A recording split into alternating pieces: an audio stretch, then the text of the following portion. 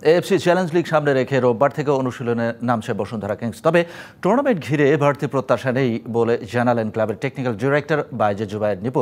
এদিকে ট্রায়ালে অংশ নেওয়া প্রবাসী বংশোদ্ভূত ফুটবলারদের মধ্য থেকে তিন থেকে চারজনকে চূড়ান্ত স্কোয়াডে নিতে চায় কিংস।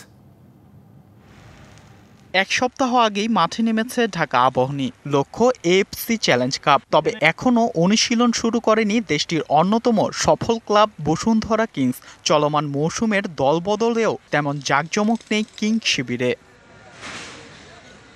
12 আগস্ট কাতারের দোহায় সিরিয়ান ক্লাব আল কারামার বিপক্ষে মাঠে নামবে বসুন্ধরা কিংস। যদিও ম্যাচের জন্য এখনও সময় আছে সপ্তাহ দুয়েক। তবে ফুটবলারদের পাশাপাশি এখনও চূড়ান্ত হয়নি দলের হেড কোচ। সব মিলিয়ে এই টুর্নামেন্ট নিয়ে বাড়তি প্রত্যাশা নেই বসুন্ধরা কিংসের। সিরিয়া আমাদের চেয়ে অনেক এগিয়ে, ডেফিনেটলি তাদের ক্লাবও এগিয়ে আছে, এবং আমাদের যেহেতু 4-5 জন ফরেনার প্লেয়ার থাকবে, ওদেরও তো আরও বেশি থাকবে।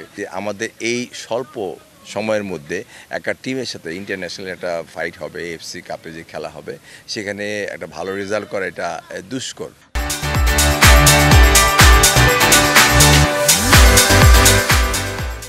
তবে প্রস্তুতি নিয়ে কোনো ঘাটতি রাখতে চায় না ক্লাবটি। টুর্নামেন্ট শুরুর আগে আবাহনীর সাথে একটি প্রস্তুতি ম্যাচ খেলতে চায় কিংস। আবাহনী রাজি না হলে রয়েছে বিকল্প পরিকল্পনাও। আমরা যখন এফসি কাপ খেলতে যাবো তার আগে 2-3টা ম্যাচ আমরা খেলবো।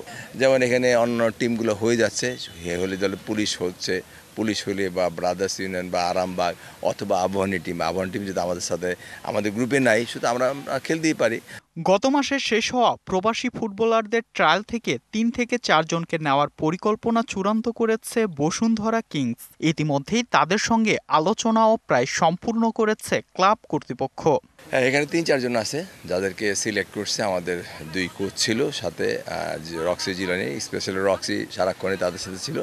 ওরা 5-6 জনের নাম দিয়েছে। এখন 5-6 জন হিসাবে ওরাতে যেহেতু খোলা আছে উইন্ডো, আমরা আগামী 16 তারিখের মধ্যে, অগাস্টের 16 তারিখ উইন্ডোর মধ্যে ইনশাল্লাহ তাদেরকে নিয়ে নেব। যদিও রোববার থেকে শুরু হওয়ার কথা রয়েছে কিংসের অনুশীলন। আনিসুর রহমান জিকুকে দলে ফেরানো নিয়ে আশাবাদী ক্লাব কর্তৃপক্ষ।